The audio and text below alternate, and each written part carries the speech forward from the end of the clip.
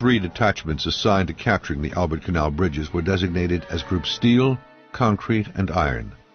Witzig's detachment was known as Group Granite. The latter comprised just 87 men. For the next 6 months, the paratroopers trained in absolute secrecy. No letters or telephone calls could be sent or made without authority.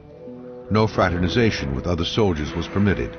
No one was allowed home on leave, even at Christmas. 2 paratroopers were overheard making indiscreet remarks to some girls. Both were charged, court-martialed, and sentenced to death within hours. To maintain secrecy, no actual training was undertaken with the hollow-charged weapons, and the men mainly practiced by carrying stone weights of similar dimensions. 2 full dress rehearsals were made with glider landings on sites similar to the actual target areas. These revealed that the DFS-230 gliders needed a shorter stopping distance to land on top of Fort Eben Emael. Modifications were made by incorporating a wooden drag brake that dug into the ground beneath the glider. The improved DFS-230 was tested by the famous world champion glider pilot Hanna Reich. Other pre-war glider champions were persuaded to join Sturmabteilung Koch. They quickly proved to be superb pilots of the DFS-230 and were chosen for the assault on the fort. The more novice Luftwaffe pilots were to land beside the bridges. Each DFS-230 flew with a specific Ju-52, so that a Glücklich Verheiratet, or happy marriage, was formed between the aeroplane and glider pilots. In the spring of 1940, Group Granite moved to Czechoslovakia, where it practiced attacking the casemates of the captured Benesch line.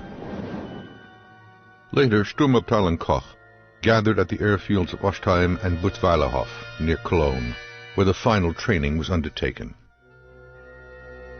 The combat engineers of Group Granite were divided into 11 sections, with 1 section to a glider.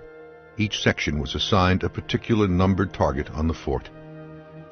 The other groups were each assigned a bridge over the Albert Canal, with Group Steel attacking Seltwitzelt, Group Concrete Stronhofen, while the bridge at Cannes was the target for Group Iron.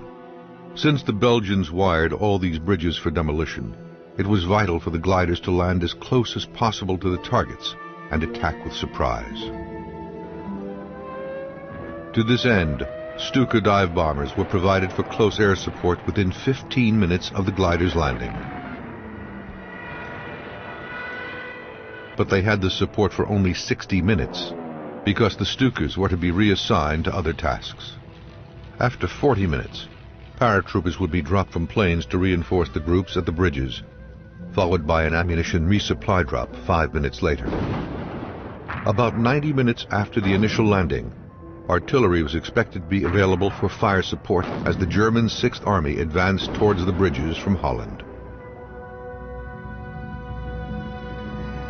For Group Granite at Fort Eben Emael, the first priority was to silence any anti-aircraft weapons that might engage the gliders or supporting Stukas, followed by the destruction of the observation domes above the casemates. Once the gun emplacements were blinded, Group Granite was to destroy all the guns pointing north towards the bridges. The combat engineers would then be relieved within 24 hours by the Army's 51st Pioneer Battalion. This unit was motorized, and its sole mission was to advance as quickly as possible to the Canna Bridge and cross to Fort Eben Emael. Once there, they were to relieve Group Granite and continue the assault into the fortress.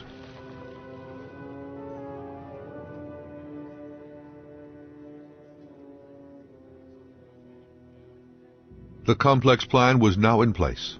Sturmabteilung Koch was ready and waiting.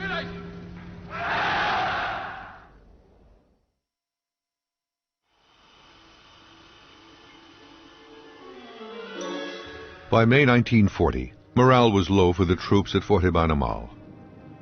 For weeks, the sentries scanned the horizon to the east for the German offensive, while barges moved along the Albert Canal, business as usual. The fort was protected by only 650 men, with an additional 233 men 4 miles away at Vank. The troops at Vank could be summoned to the fort by the firing of 20 blank rounds in sequence from one of the guns.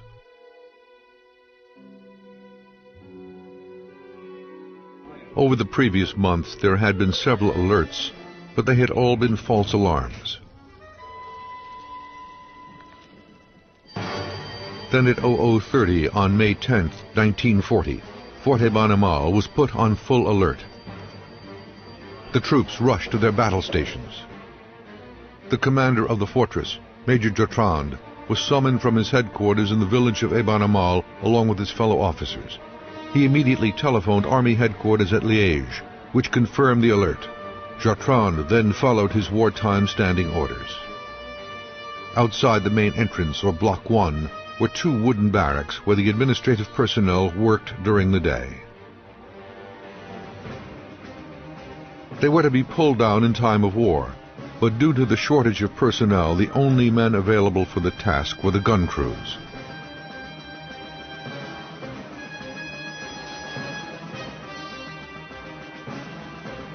The crews from casemates Mi-Nord and Mi-Sud, as well as half the men from the other gun emplacements, were rushed to Block 1 to empty the offices.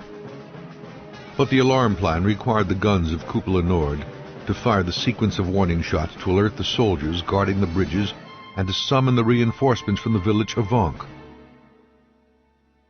But most of the gun crews were still emptying the administrative offices, and the few gunners that remained were unfamiliar with the firing procedure.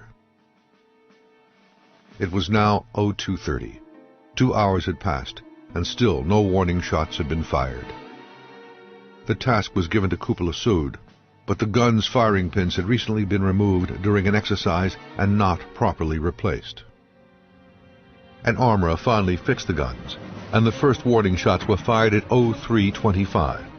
But the muzzle flashes set fire to the camouflage netting that covered the cupola, which then obscured the periscope. The firing sequence was interrupted, and the warning shots went unheeded by many Belgian soldiers in the surrounding countryside.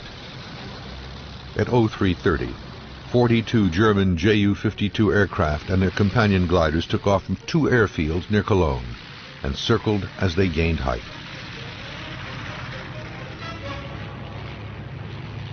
They flew west, climbing to a height of 8,500 feet. A series of large bonfires and searchlights pointing into the sky directed them to the Dutch border.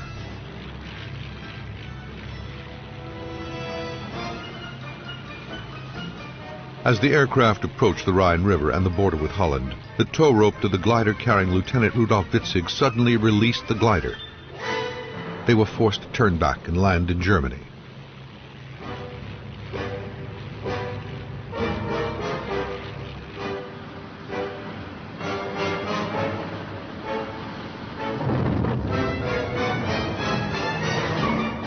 Eight minutes later, the Germans make another mistake. One of the Ju-52 pilots gives the incorrect order for the glider of number 2 section to cast off its tow rope. The glider pilot knows this is wrong, but he follows orders. The glider was cast adrift to land in Germany as well. Within minutes, Group Granite had lost its commander and its combat strength had been reduced by 20%. Without a shot being fired, the chances of a successful assault on Fort Eben Emael diminished. At 0415, Jotrand was informed that unidentified aircraft were flying over the Dutch town of Maastricht. He immediately